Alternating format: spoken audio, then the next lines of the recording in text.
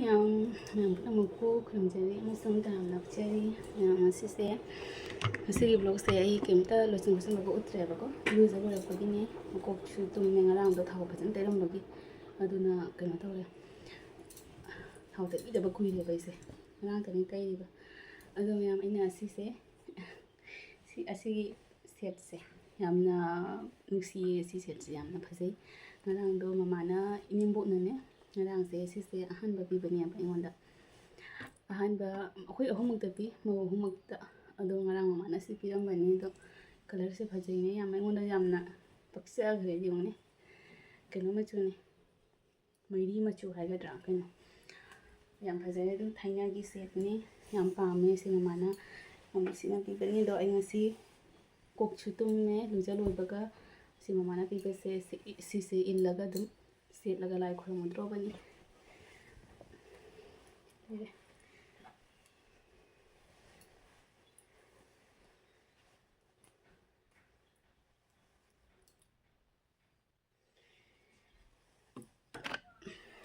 ꯑꯩꯁꯦ ꯉꯁꯤ ꯆꯠꯀꯗꯕ ꯑꯃꯁꯨ ꯂꯩꯌꯦꯕ ꯑꯗꯣ ꯃꯌꯥꯝꯁꯦ ꯉꯁꯤ ꯚꯤꯗꯤꯑꯣꯁꯦ ꯑꯌꯨꯛꯀꯤ ꯀꯩꯝꯇꯗꯤ ꯎꯠꯇ꯭ꯔꯦꯕꯀꯣ ꯂꯣꯏꯁꯤꯟꯕ ꯂꯣꯏꯔꯒ ꯑꯩꯁꯨ ꯉꯁꯤꯁꯦ ꯈꯔ ꯉꯟꯅ ꯍꯧꯒꯠꯂꯦ ꯉꯟꯅꯕ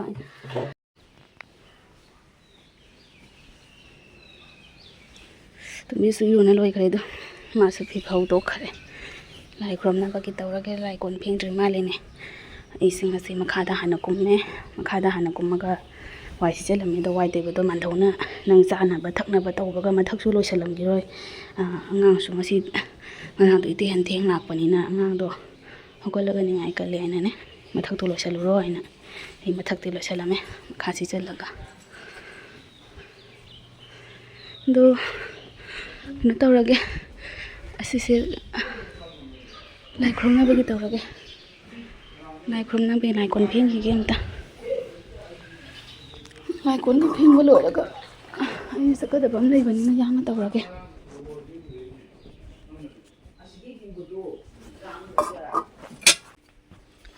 ꯃꯌꯥꯝ ꯂꯥꯏ ꯀꯣꯟꯁꯤꯡꯗꯣ ꯇꯥꯁꯤꯜꯂꯒ ꯂꯣꯏꯅ ꯐꯦꯡꯉꯦ ꯑꯗꯨꯒ ꯂꯥꯏ ꯈꯨꯔꯨꯝꯕꯒꯤ ꯃꯇꯥꯡꯅꯤ ꯑꯗꯣ ꯐꯖꯅꯒ ꯂꯧꯗ꯭ꯔꯦꯗ ꯃꯌꯥꯝꯗꯣ ꯃꯇꯦꯛ ꯃꯇꯦꯛ ꯑꯗꯨꯝ ꯂꯧꯍꯧꯕꯗꯨꯅꯤ ꯁꯤꯗ ꯂꯩꯔꯦ ꯃꯌꯥꯝ ꯉꯁꯤꯒꯤ ꯉꯝꯖꯕ ꯇꯨꯂꯁꯤꯕꯣꯡꯗ ꯅꯨꯃꯤꯠꯇ ꯉꯝꯖꯕ ꯂꯥꯏ ꯄꯨꯝꯅꯃꯛꯇ ꯉꯝꯖꯕ ꯂꯩꯔꯥꯡ ꯉꯁꯤꯒꯤ ꯀꯠꯆꯕꯗꯣ ꯑꯗꯣ ꯍꯧꯖꯤꯛ ꯑꯩ ꯆꯥꯛꯈꯨꯝꯗ ꯆꯪꯉꯛꯑꯦ ꯆꯥꯛꯈꯨꯝꯒꯤ ꯆꯥꯛꯁꯤꯁꯨ ꯉꯔꯥꯡ ꯊꯣꯡꯕꯗꯣ ꯑꯩꯈꯣꯏꯒꯤ ꯑꯗꯨꯝ ꯔꯥꯏꯁ ꯀꯨꯀꯔꯗ ꯑꯣꯏꯔꯁꯨ ꯃꯈꯥꯗ ꯅꯞꯁꯟꯕꯤ ꯑꯃ ꯂꯩꯇ꯭ꯔꯅꯦ ꯑꯩꯈꯣꯏꯒꯤ ꯑꯃꯣꯕ ꯆꯀꯥꯗꯤ ꯅꯠꯇꯕ ꯑꯗꯨꯝ ꯅꯞꯁꯟꯅ ꯂꯩꯕꯗꯨꯅꯦꯕ ꯑꯩꯅ ꯑꯗꯣ ꯈꯣꯠꯂꯤꯅꯤꯁꯦ ꯎꯒꯤ ꯈꯥꯕꯩꯗꯨꯅ ꯈꯣꯠꯂꯒ ꯑꯃꯨꯛ ꯏꯁꯤꯡ ꯈꯔ ꯍꯥꯞꯄꯒ ꯂꯧꯊꯣꯛꯑꯦ ꯈꯨꯠꯅꯁꯨ ꯈꯔ ꯑꯗꯨꯒ ꯑꯃꯨꯛ ꯈꯣꯠꯂꯒ ꯇꯧꯔꯦ ꯑꯗꯣ ꯁꯤꯁꯦ ꯑꯩꯈꯣꯏꯗꯤ ꯊꯣꯡꯕ ꯈꯨꯗꯤꯡꯒꯤ ꯑꯗꯨꯝ ꯀꯩꯅꯣ ꯐꯦꯡꯗꯣꯛꯑꯕꯅꯦ ꯊꯣꯡꯉꯝꯗꯥꯏ ꯈꯨꯗꯤꯡꯒꯤ ꯑꯗꯨꯝ ꯐꯦꯡꯗꯣꯛꯏ ꯅꯨꯡꯗꯥꯡꯗꯗꯤ ꯀꯨꯀꯔ ꯐꯥꯎꯗꯤ ꯐꯦꯡꯕꯗꯤ ꯅꯨꯡꯉꯥꯏꯇꯦꯕ ꯑꯗꯣ ꯑꯩ ꯍꯧꯖꯤꯛ ꯁꯤꯁꯦ ꯐꯦꯡꯗꯣꯛꯑꯅꯤ ꯑꯗꯨꯒ ꯃꯅꯨꯡꯗꯣ ꯐꯖꯅ ꯐꯦꯡꯗꯣꯛꯑꯒ ꯀꯩꯅꯣ ꯇꯧꯔꯅꯤ ꯆꯥꯛ ꯊꯣꯡꯉꯅꯤ ꯑꯗꯣ ꯉꯁꯤꯒꯤ ꯆꯥꯛ ꯍꯤꯟꯖꯥꯡꯁꯦ ꯐꯖꯅ ꯃꯊꯦꯜ ꯑꯃ ꯊꯣꯡꯅꯗꯤ ꯀꯩꯅꯣ ꯇꯧꯔꯔꯣꯏ ꯑꯩꯁꯦ ꯑꯗꯨꯝ ꯆꯥꯛꯇꯤ ꯂꯣꯏꯁꯤꯜꯂꯝꯃꯅꯤ ꯑꯃ ꯈꯔ ꯇꯧꯔꯝꯃꯒꯅꯦ ꯑꯗꯨꯝ ꯂꯣꯏꯁꯤꯟꯗ꯭ꯔꯣꯕꯅꯦꯕ ꯆꯠꯀꯗꯕ ꯑꯃ ꯂꯩꯕꯒꯤ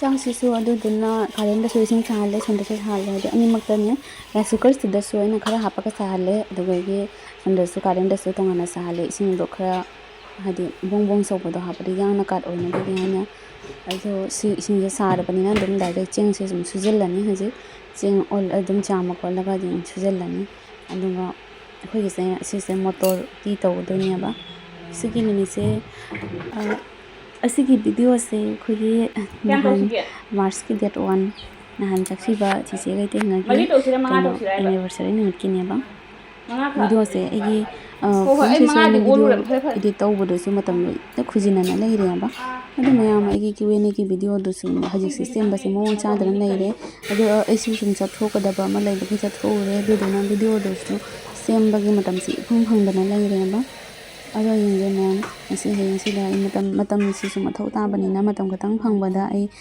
ꯁꯨꯡꯁꯣꯏ ꯁꯣꯏꯗꯅ ꯁꯦꯝꯃꯗ꯭ꯔꯣꯕꯅꯤ ꯃꯌꯥꯝ ꯑꯗꯣ ꯚꯤꯗꯤꯑꯣꯁꯤ ꯃꯈꯥ ꯇꯥꯅ ꯌꯦꯡꯃꯤꯟꯅꯔꯁꯤ ꯑꯩꯈꯣꯏ ꯇꯣꯝꯕꯤꯁꯨ ꯆꯪꯉꯛꯑꯦ ꯇꯣꯝꯕꯤꯁꯅꯥꯅ ꯁꯤꯗ ꯃꯪꯒꯟꯗꯣ ꯇꯤꯡꯈ꯭ꯔꯦ ꯃꯣꯇꯣꯔ ꯈꯔ ꯂꯩꯕꯗꯣ ꯇꯤꯡꯉꯦ ꯑꯁꯤ ꯎꯇꯤ ꯇꯧꯕꯒꯤ ꯆꯤꯆꯦꯅ ꯍꯥꯏꯔꯛꯅ ꯏꯁꯤꯡ ꯑꯁꯥꯕ ꯇꯧꯅ ꯇꯤꯡꯁꯤꯜꯂꯦ ꯑꯗꯨ ꯂꯣꯏꯔꯒ ꯁꯤ ꯅꯨꯃꯤꯠꯁꯦ ꯉꯥꯁꯨ ꯑꯊꯣꯡꯕ ꯁꯣꯔꯤꯌꯥ ꯑꯃ ꯂꯩ ꯑꯗꯨꯗꯨꯒꯤ ꯇꯣꯝꯕꯤꯁꯅꯥ ꯍꯣꯏ ꯃꯣꯏ ꯉꯟꯅ ꯆꯠꯅꯒꯗꯕꯁꯤꯡꯅꯦ ꯉꯥ ꯊꯣꯡꯕꯗꯣ ꯑꯗꯨꯝ ꯆꯥꯔꯒ ꯆꯠꯅꯅꯕ ꯌꯥꯏꯅ ꯑꯗꯣ ꯑꯩꯗꯤ ꯆꯥꯔꯔꯣꯏꯗ ꯑꯗꯨꯝ ꯀꯩꯅꯣ ꯇꯧꯔꯒ ꯑꯗꯨꯝ ꯆꯠꯇ꯭ꯔꯕꯅꯤ ꯑꯌꯨꯛꯀꯤ ꯏꯁꯤꯡꯁꯦ ꯄꯨꯔꯥ ꯑꯩꯗꯤ ꯁꯤ ꯅꯨꯃꯤꯠꯁꯦ ꯅꯍꯥꯟꯉꯩꯗꯤ ꯏꯁꯤꯡꯒꯁꯦ ꯊꯛꯄꯁꯦ ꯀꯥꯎꯕꯁꯨ ꯌꯥꯎꯋꯤ ꯑꯗꯣ ꯊꯛꯑꯁꯨ ꯑꯩꯅ ꯑꯗꯨꯝ ꯒ꯭ꯂꯥꯁ ꯑꯃꯇꯒ ꯑꯗꯨꯝ ꯊꯛꯄ ꯌꯥꯎꯋꯦ ꯑꯗꯣ ꯉꯁꯤꯁꯤꯗꯤ ꯏꯁꯤꯡꯁꯤꯁꯨ ꯀꯧꯔꯦꯕ ꯑꯗꯨꯗꯨꯅ ꯏꯁꯤꯡ ꯂꯤꯇꯔ ꯑꯃ ꯄꯨꯔꯥ ꯊꯛꯈꯔꯦ ꯑꯃꯨꯛꯇ ꯑꯗꯣ ꯏꯁꯤꯡꯁꯦ ꯊꯛꯑꯒ ꯑꯗꯨꯝ ꯆꯠꯇꯣꯔꯤꯅꯤ ꯑꯩꯗꯤ ꯑꯗꯣ ꯚꯤꯗꯤꯑꯣꯁꯦ ꯑꯗꯨꯝ ꯃꯌꯥꯝ ꯃꯈꯥ ꯇꯥꯅ ꯌꯦꯡꯃꯤꯟꯅꯔꯁꯤ ꯑꯩꯁꯨ ꯚꯣꯏꯁ ꯑꯣꯚꯔꯁꯦ ꯌꯥꯝ ꯁꯥꯡꯅ ꯍꯥꯏꯔꯔꯣꯏꯒꯦ ꯑꯗꯨꯝ ꯌꯦꯡꯃꯤꯟꯅꯔꯁꯤ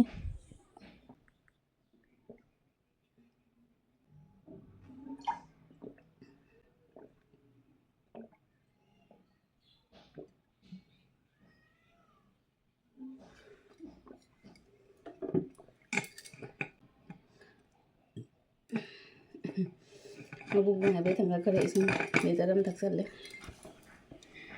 ꯂꯤꯇꯔ ꯑꯃ ꯈꯔꯗꯤ ꯍꯦꯟꯕꯅꯦ ꯁꯤꯁꯦ ꯑꯩꯒꯤ ꯃꯃꯥꯏꯁꯦ ꯈꯔꯅꯤ ꯃꯃꯥꯡꯗ ꯀꯩꯅꯣꯒꯤ ꯑꯦꯛꯁꯄꯥꯌꯔ ꯑꯣꯏꯕ ꯄ꯭ꯔꯣꯗꯛꯁꯨ ꯃꯌꯥꯝ ꯇꯩꯔꯨꯕꯒꯤ ꯑꯩꯒꯤ ꯀꯩꯅꯣ ꯇꯧꯔꯝꯕ ꯃꯌꯥꯝꯗꯣ ꯄꯤꯝꯄꯜ ꯃꯌꯥꯝ ꯑꯦꯂꯔꯖꯤ ꯇꯥꯏꯞ ꯍꯥꯀꯠꯆꯕꯤꯒ ꯃꯌꯥꯝ ꯇꯧꯔꯝꯕꯗꯣ ꯐꯈ꯭ꯔꯦ 1 week ꯔꯣꯝꯗꯤ 1 week ꯍꯦꯜꯂꯝꯒꯗ꯭ꯔꯥ ꯈꯪꯗꯦ ꯀꯩꯝ ꯁꯤꯖꯤꯟꯅꯔꯨꯗ꯭ꯔꯦ ꯅꯣꯔꯃꯦꯜ ꯋꯥꯇꯔꯅ ꯑꯗꯨꯝ ꯇꯥꯕꯤ ꯇꯧꯔꯝꯃꯦꯕ ꯑꯗꯨꯒ ꯑꯩꯅ ꯁꯤꯁꯦ ꯃꯃꯥ ꯑꯔꯊꯀꯤ face serum tea oil free face moisturizer में tea tree and salicylic acid की नहीं सिसे कानखरे मागी पूरा कॉम्बो पैक ओइना कनो तौरे अइना लौरिसे फेस वॉश ने फेस सीरम ने फेस मॉइस्चराइजर ने यूज तौरेबा अदो अहानबा लौबदा दुम इस पैकेट से मीडियम साइज ने अइना लौरिसे यामना सिसिदि अनी बु लौखरे याम चावबा ब्राइट ओइदे हाइबे वानी दो आइगे मदुदि फागरे दुगदि नुआई ममाइसे अखोइगी क्रीम अमम लेबनी गतंग ब्राइट ओइथोकपा क्रीम अदु नत्तेबा ममाइसिना असिसे तैरगा दुम अइना नुसादसु थोई ममाइ चति मादि कइनो तौरि मना मसिंगना सिमिदना अनंबा दुदुगी ममाइसे जिंगदो हाइफेट नानबनी हाइजेनिंगदि नाले काइना पेट मतम जौरदिने नुपी अतैगेदि खंदे अनंबा नुपीनदि तौगल्लेबा से पिंपल थोकपीसे अइसे पूरा सिगसे लै नालुरे दो असिसे ngasi अइगी मतम योसिलक्पगी ओरा मालेसे मखक नारी नारी तौबा थोलैसे ngani तौबा मतम योरागा लोइबगा दुम चंखिया लोइबगा दुम फैदा अदो अइ ममार किसे फदबनिना सिजिनबसे ए तिमते ngasi सिंपल मॉइस्चराइजर गा कंपैक्ट खरा नाजंग्रानी अतदि ऑयली टाइप लंग लेरिसे उरमा फेस सीरम सु ममा अर्की लोइखरेबा इन मॉइस्चराइजर दे महक लेरि दुम बेकिंग काइदबा हजिकिदोना सिदा तैरे सिदा use तौखिनिदा फैयब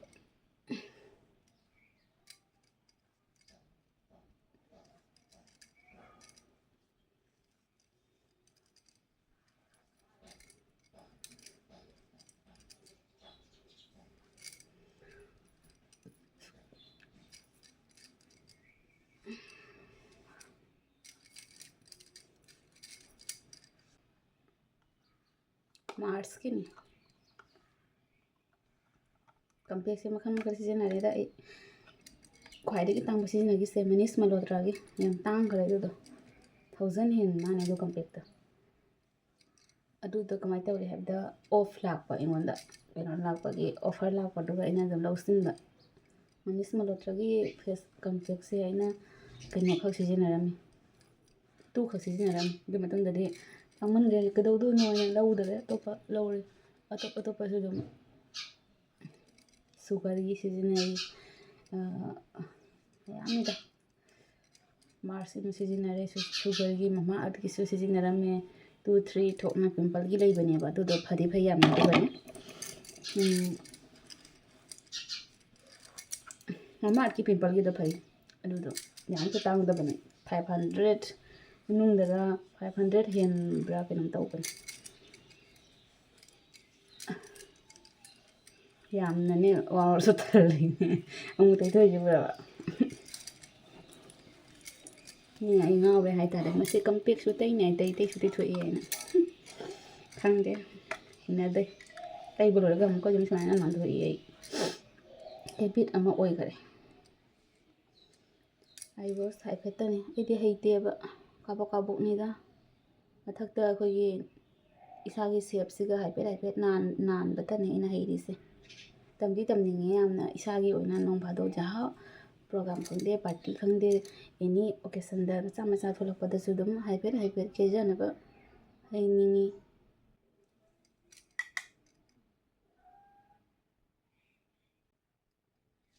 kena bai posai gane lainingdre ai ki athan banga tani lang thokri do expire chali sing do kanai primer foundation concealer mascara da su expire sa ba ma yaurame ani leiba amana kujaba da yawakpa adu lang thokre kujaba gi do expire sa kare amma sina expire do udre ai ki lejer pase do udaba do dum thamne adum kawa taina jana bayene kuiramina ne chahi ani henjale chahi ani hairena chahi ani henjalena ꯑꯗꯨꯗꯨꯅ ꯄꯣꯠꯇꯣ ꯂꯣꯏ ꯃꯨꯠꯈ꯭ꯔꯦꯕ ꯃꯥꯟꯅꯔꯕ ꯃꯌꯥꯝ ꯀꯕꯣꯛ ꯇꯧꯔꯤꯁꯦ ꯌꯥꯔꯦ ꯒꯥꯔꯤ ꯊꯧꯕ ꯆꯠꯈ꯭ꯔꯦ ꯃꯥꯗꯤ ꯈꯣꯡꯒ꯭ꯔꯥꯎ ꯁꯦꯠꯅ ꯉꯁꯥꯏꯗꯒꯤ ꯂꯩꯔꯕꯅꯤ ꯑꯩꯅ ꯀꯩꯅꯣ ꯇꯧꯔꯤꯉꯩꯗ ꯃꯈꯥ ꯗꯨꯛ ꯊꯥꯔꯤꯉꯩꯗ ꯃꯊꯛꯇ ꯑꯃꯨꯛ ꯊꯥꯕ ꯂꯥꯛꯄ ꯃꯇꯝꯗ ꯃꯊꯛꯇ ꯊꯥꯕ ꯂꯥꯛꯄꯗ ꯃꯥꯁꯦ ꯈꯣꯡꯒ꯭ꯔꯥꯎ ꯁꯦꯠꯅ ꯔꯦꯗꯤ ꯂꯩꯔꯝꯕꯩ ꯋꯥꯅꯤ ꯑꯩ ꯕ꯭ꯔꯁ ꯄꯥꯏꯗ꯭ꯔꯦ ꯅꯪꯉꯔꯣꯏ ꯊꯦꯡꯉꯦꯅ ꯍꯣꯔꯦꯟ ꯃꯥꯅ ꯂꯣꯏꯔꯕꯅꯤꯅ ꯉꯁꯥꯏꯅ ꯈꯣꯡꯒ꯭ꯔꯥꯎ ꯁꯦꯠꯅ ꯂꯣꯏꯔꯦ ꯃꯥꯗꯤ ꯅꯤꯄꯥꯅꯤꯅ ꯒꯥꯔꯤ ꯏꯟꯗꯣꯔꯛꯄꯗ ꯑꯩ ꯂꯣꯏꯗ꯭ꯔꯗꯤ ꯍꯧꯒꯠꯂꯛꯑꯅꯤ ꯑꯃꯨꯛ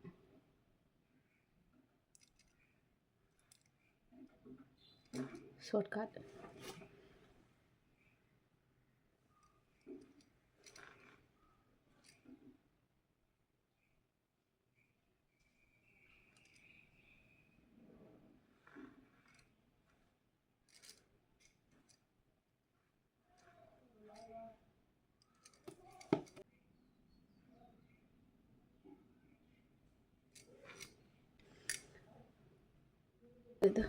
ꯂꯦꯛꯃꯤꯒꯤ ꯋꯥꯇꯔꯄ꯭ꯔꯨꯐ ꯑꯁꯤꯅ ꯈꯔ ꯅꯨꯡꯉꯥꯏꯇꯦꯕ ꯈꯪꯕ ꯑꯗꯨꯗꯨꯅ ꯑꯩꯅ ꯍꯥꯏꯗꯤ ꯁꯤꯁꯦ ꯈꯔ ꯍꯥꯏꯗꯤ ꯍꯦꯛ ꯇꯧꯕꯗ ꯄꯨꯔꯥ ꯀꯩꯅꯣ ꯀꯪꯕꯅ ꯍꯥꯜꯂꯦꯕ ꯐꯖꯅ ꯇꯧꯗ ꯌꯥꯗꯦ ꯇꯞꯅ ꯑꯗꯨꯗꯨꯅ ꯑꯩꯅ ꯑꯃꯈꯛꯁꯦ ꯑꯣꯏꯅ ꯇꯧꯔꯕ ꯃꯦꯕꯂꯤꯟꯒꯤꯅꯦꯕ ꯑꯩꯅ ꯂꯩꯕ ꯀꯨꯏꯔꯦ ꯁꯤꯁꯨ ꯆꯍꯤ 3 ꯍꯥꯏꯔꯛꯑꯦ ꯂꯨꯍꯣꯡꯗ꯭ꯔꯤꯉꯩ ꯃꯃꯥꯡꯗꯩ ꯇꯩꯕꯅꯤ ꯌꯥꯝ ꯇꯩꯗꯕꯅꯤꯅ ꯂꯩꯌꯦꯕ ꯑꯗꯨꯝ ꯊꯟ ꯀꯨꯖꯕꯤꯗꯨꯗꯤ ꯗꯦꯠꯇ ꯃꯦꯟꯁꯟ ꯇꯧꯅ ꯌꯥꯎꯕꯗꯣ ꯎꯏꯌꯦꯕ ꯑꯗꯨꯗꯨꯅ ꯑꯦꯛꯁꯄꯥꯌꯔ ꯆꯥꯔꯦ ꯂꯣꯟꯊꯣꯛꯈ꯭ꯔꯦ ꯑꯗꯨꯒꯗ ꯂꯣꯏ ꯇꯧꯔꯤꯅꯤꯅ ꯅꯤꯉꯣꯜ ꯆꯥꯛꯀꯧꯕꯗ ꯀꯩꯅꯣ ꯇꯧꯔꯤꯕ ꯊꯥ ꯃꯃꯥꯡꯗ ꯑꯦꯛꯁꯄꯥꯌꯔ ꯆꯥꯕ ꯑꯣꯏꯔꯝꯃꯤꯕ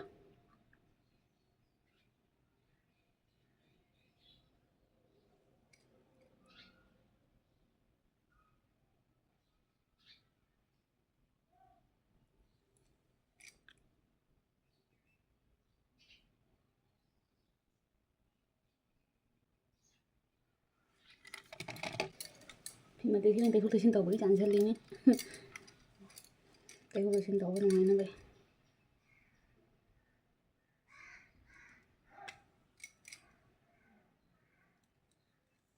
ꯃꯁꯛꯁꯦ ꯅꯨꯡꯉꯥꯏꯇꯦ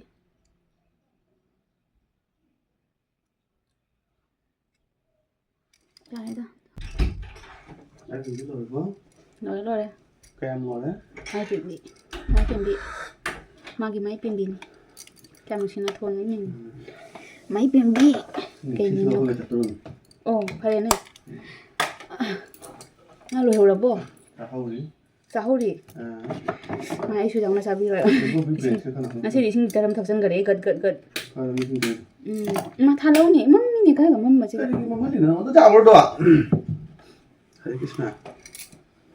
ꯍꯔꯦ ꯀ꯭ꯔꯤꯁꯅ ꯍꯥꯏꯈ꯭ꯔꯦꯅꯦ ꯍꯦꯛ ꯌꯦꯡꯕꯒ ꯁꯦ ꯑꯩꯈꯣꯏ ꯊꯣꯡꯖꯤꯟꯒꯤ ꯀ꯭ꯔꯤꯁꯅꯁꯤꯅ ꯅꯪ ꯁꯥꯎ ꯇꯥꯔꯦ ꯅꯤꯡꯖꯪꯉꯤꯃꯤ ꯍꯟꯖꯟ ꯀꯩꯅꯣꯅꯦ ꯂꯥꯏ ꯅꯤꯡꯖꯪꯕꯨ ꯍꯔꯥꯎꯗꯣꯏꯃꯤꯅꯦ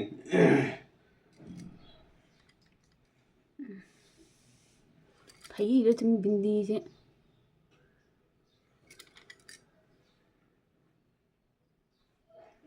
ꯃꯌꯥꯝ ꯑꯩ ꯁꯨꯃꯥꯏꯅ ꯀꯦꯕ ꯂꯥꯛꯄꯤꯔꯣ ꯃꯌꯥꯝ ꯑꯩ ꯀꯦꯔꯤꯁꯦ ꯍꯩꯕ꯭ꯔꯥ ꯃꯌꯥꯝ ꯃꯦꯀꯞ ꯑꯥꯔꯇꯤꯁꯅꯤ ꯂꯨꯄꯥ 500 ꯂꯨꯄꯥ 500 ꯑꯁꯤꯗꯤ ꯀꯩꯅꯣꯅꯤ ꯑꯩꯒꯤ ꯁꯕꯁꯀ꯭ꯔꯥꯏꯕꯔꯁꯤꯡꯗꯤ ꯐ꯭ꯔꯤꯗ ꯀꯦꯕꯤꯒꯦꯀꯣ ꯏꯒꯣ ꯕꯤꯕꯦꯟꯁꯦ ꯀꯅꯥꯅꯣ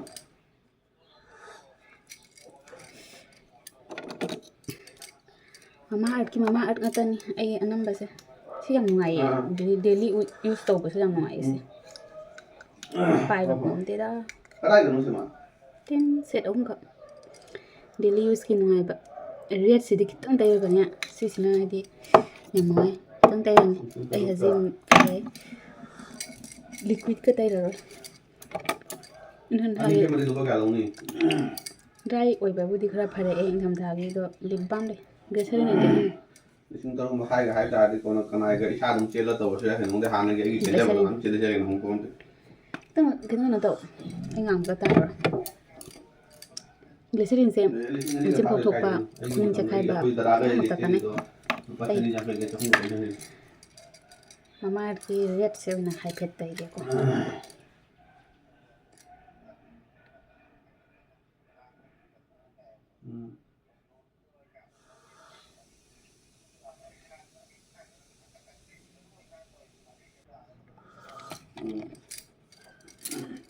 sari se pagi da mesti sari se la chate to ni Pula ke ai pula kai ba no supir ma la ge. ai ahar bu thok hidro bani hamara ko pula dum piro Ini no parikha pass ni ekdam. Porle pass ni he koi dikhe. na pole pas hai bu kari no Kaim khan no. pole pas na pole Khadre fail question hung oi san tha mai na ha ba. Ho bo lo go na ta apha bo question do khang go question do ang ti thang mai ni. ai question na ko thak pa ya de question na bu hung da bala su question do isala mai question na man da ha bam isala mai la Mai do hai. mesti te ya di mi se matau ma li kitam da Nang mai do ri. caters ai dum jum da lai bada hai pe tan lipstick tai gadi dum ga tau ban matau man ban kan caters Lo phung mo na. mangan sina ne ai sam ken ba sa hai pe pare du sam hai janing de sam ni khau thole sam se kyam na ka eda hair fall oi hai ba do oi de ba ko sam se hai kok tum da so me ken gra ba ado phare e mama gi onion oil conditioner sahi ni rom season rami hai ga dra kha koi season wow season rami Hai do ba. Na su mai da thoke. Mai thok wow so onion gi season rami Nang ka le. lore hatin khana Koi do. Ko wa le. hatin khana khalu ja de Ha? ngang jel ni hatin khana ni ting khala ga khan ja khan video jin api tarak to edo isi de sari sela sa to ni sari sela dum haigat khidro mi se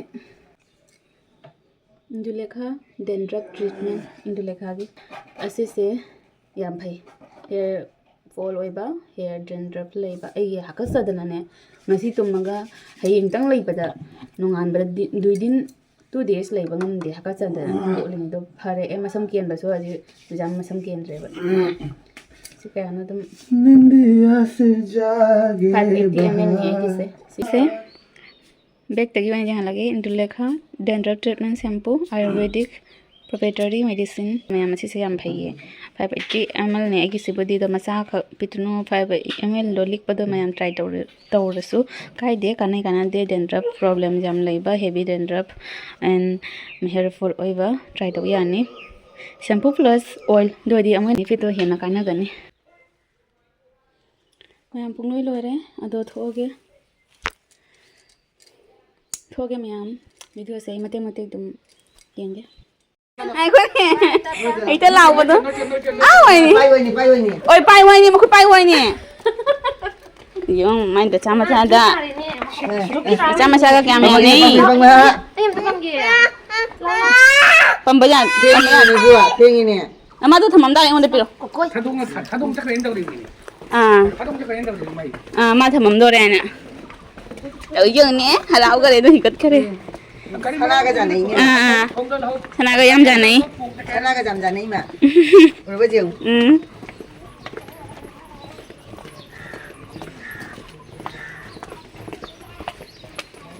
coi thôi lấy đi papa cái này papa sẽ xin đồ đấy chứ không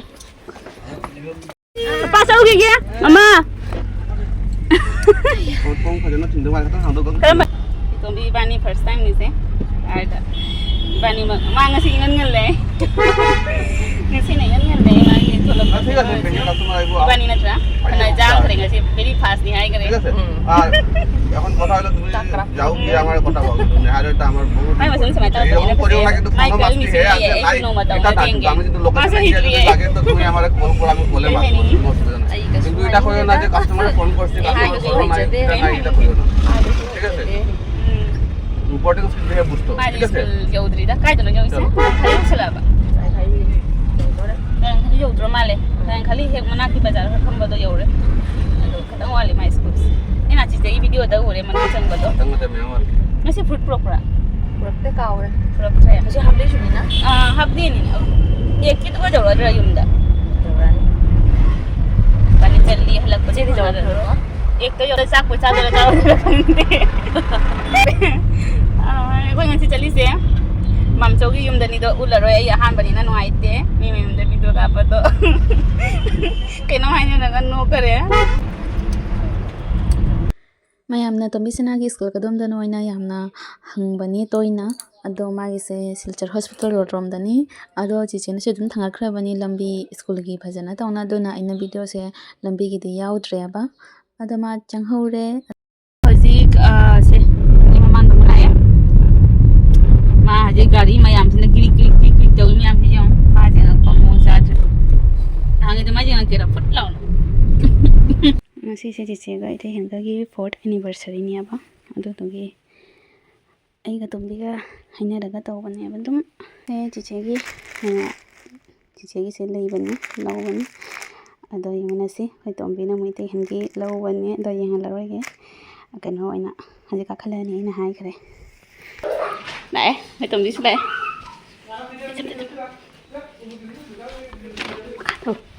khát phun thiêu nó ôi thôi đấy nè ai cái gì đó đi ai orange xin lỗi rồi Orange gì đó? 이때 한 지치한테 전화 내오냐? 전화 내오냐? 풀로 되네 또 그냥 인간을 풀로 있네 인간을 풀로 되네 딱 나토 가라는데 Ôi, gì đó đây? 백그라운드 비트 내가 봐. 때 안다 solli bune to solli de kitanga lap thone kitanga lap thom makha kitanga 해야지.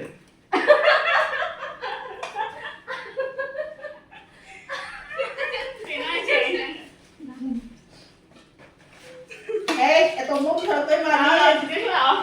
Tôi muốn thở tôi mà đi.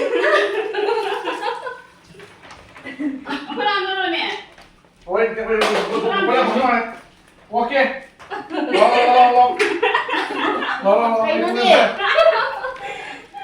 Ai xin giờ nó mới đi đây.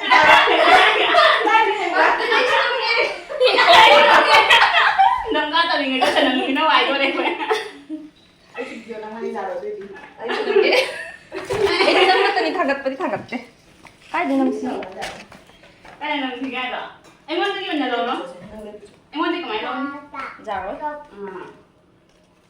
어이 잠깐만 이해 좀 하기. thằng gì mà thằng đấy coi mà thằng gì ai đâu mà thằng gì Chị đi xuống nó lên con nạc khỏi nó không bị ra mẹ đi đi khăn liền. Quay vừa đi cả là không vui. 지금 안 돼, 거기는 정말. 나가 해야겠다. 아버지 내. 이래도 됩니다. 너희 사람 많이 해야겠다. 너희네. 저기 하이 뭐 그때 시계랑 판이야. 이거 시계랑 시계 그랬어. Tôi đâu có máy nó hay không bà xí cái lao thế cái máy đi bao mà bay lại xí cái cũng chay tôi này xin làm video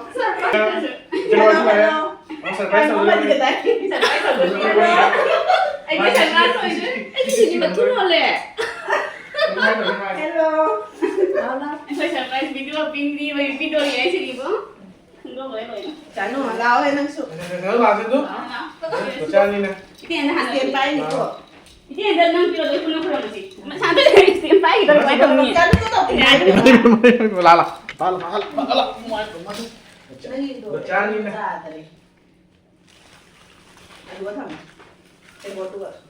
오늘은 아니고. 오늘 rồi tiền một 360 kg cái tàu. Xem được. Tiền dân năng kilo hả? Tiền là ไม่น่าปีที่แล้วแอนชีที่มึงกัน คนละแบบที่ university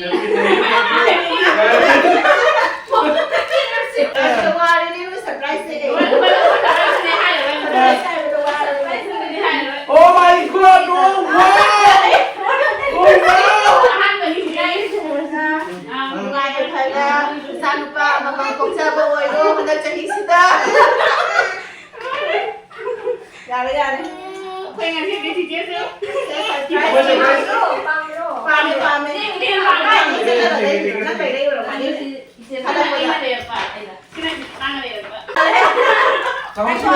cái tiếng xin giống nè ra đây mà tay hình này là li ôi pa mày phải chơi ai muốn nói gì đấy bà mình muốn nói gì Aduh, kepai kemana? Ini nih Mas. Piri betul kan atau yang saya dari piri. Sina zoom dah benih na. Ayo hantu cina kan? Ini pure. Ah. Sini na. Neni juga set ni. Mari sini gengsi. Mari kita dalam benih ni benih. Next side ni ni. Siapa sih itu ya saja? Saja itu ini sini. Tuh. Yang mengajar di. Perjalanan.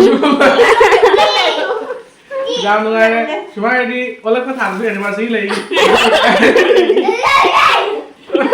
Kalau kau tahu kenal. Aduh cuma ketemu. Ibon kisna. Itu yang cici ini mau bama bong. Pame jam sebentar. Sampai jam berapa? Kamu ni.